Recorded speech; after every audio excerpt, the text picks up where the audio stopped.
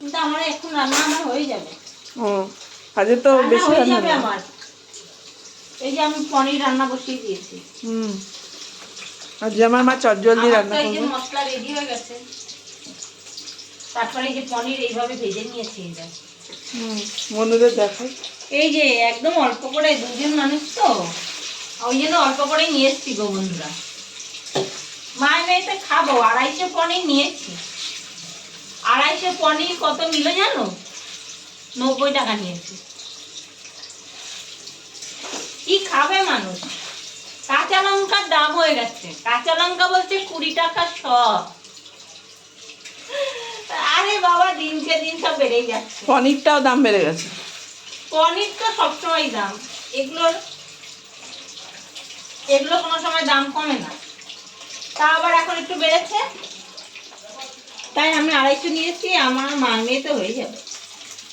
দুইজন মানুষ তো খাবে। এটা হচ্ছে ওই যে সরষের তেল। ভালো হয়েছে।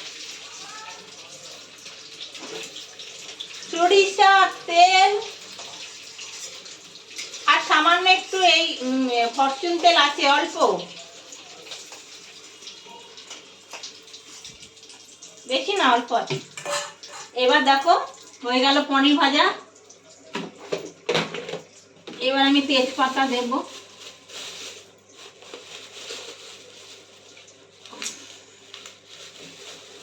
তেজপাতা ফোড়নে দিচ্ছি। এই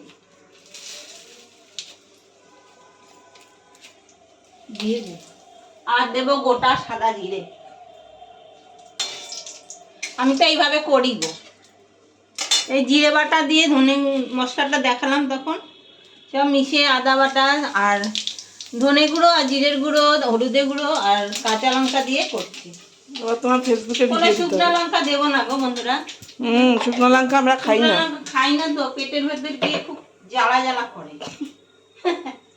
জানি না কার কি হয়। তো এই যে ফোড়নটা হয়ে গেছে, এবার দেখো আলুটা ছেড়ে দেবো। আলুটা একদম ছোট ছোট করে কেটেছি, তাড়াতাড়ি সেদ্ধ হয়ে যাবে। কেন বলো তো, পনিরটা নরম তো, আর আলু সেদ্ধ হতে পনির গলে যায়, তার জন্য এই আলুটাও ছোট ছোট করে কাটা।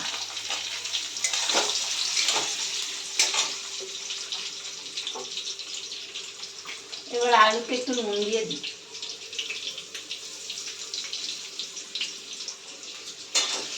একটু ভাজা ভাজা হোক।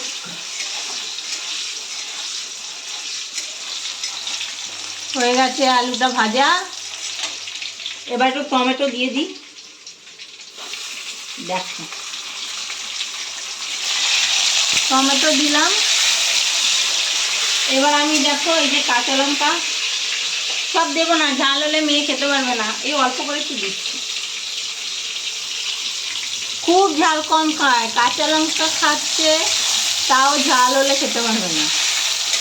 আর কি বলবো, নিরামিষ তরকারিতে যদি একটু লঙ্কা না হয় থাকিটুকু দেবো না, বুঝলে।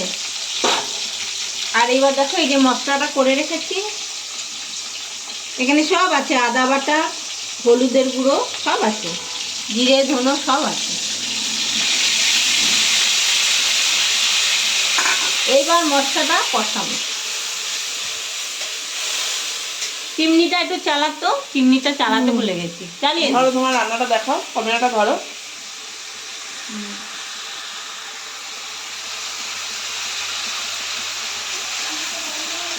এবার আমি দেখো মশলাটা কষিয়ে নিচ্ছি বন্ধুরা, ঠিক আছে। এই যে চিনিটা চালিয়ে দিয়েছি, ঠিক আছে। হ্যাঁ, লঙ্কার ঝাঁজটা আমি ভুলেই গেছি। তো পনিরটা হয়ে গেলে আবার দেখিও, এই যে পনিরটা ভেজে রেখেছে। হ্যাঁ ঠিক আছে, হ্যাঁ, আমি করতে থাকি। হলে এই যে বন্ধুরা দেখো, এই যে এতক্ষণ পনির রান্নাটা দেখাচ্ছিলাম, এই যে আমার পনির রান্না তৈরি, রেডি। এবার দেখো আমি একটুখানি এই যে শাহি গরম মশলা আমি একটু ওপর দিয়ে দেবো। পনিরের নিজস্ব স্বাদ নেই গো, একটু যত্ন করে রান্না করলে ভালো লাগে, তাই জন্য আমি শাহি গরম মশলা দিয়ে দিয়েছি, বুঝলে। এইভাবে স্বাদ আনতে হয়। তো রেডি আমার পনির তরকারি, এই যে। আচ্ছা ভিডিওটা এখানে শেষ তো করলাম। চলো ভিডিওটা এখানে শেষ করলাম। কেমন লাগলো জানিও। কেমন লাগলো রান্নাটা জানিও। আসছি আবার আরেকটা অন্য ভিডিও নিয়ে।